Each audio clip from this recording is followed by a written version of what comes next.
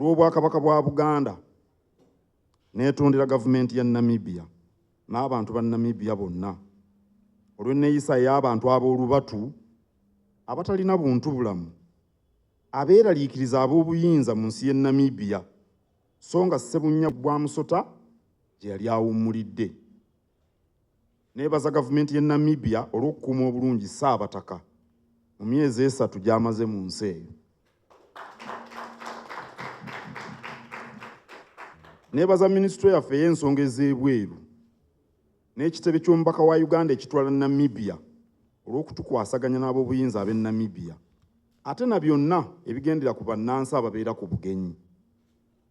Neegatta ku booli olulangira okwebaza abaweereza b'empologoma ababadde naye ebbanga lino lyonna. Bakuumye obwesiga era mbasaba bongere okukuuma obwesiga.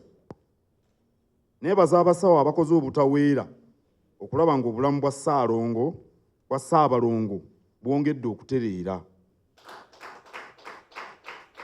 Neebaza Nnaalinnya Lubuga Agnes Naabaloga n'abooli olulangira ate n'abo bonna bwe tubadde tulondera ebifa ku Nnantalinnya ku Kateebe ng'ali wabweru w'ensi ye. Neebaza Obuganda bwonna olw'obutaggwaamu ssuubi ate n'olw'okutwesiga ate n'okutuwagira mu kaseera kano ke tubaddemu. Tunyweze obumu.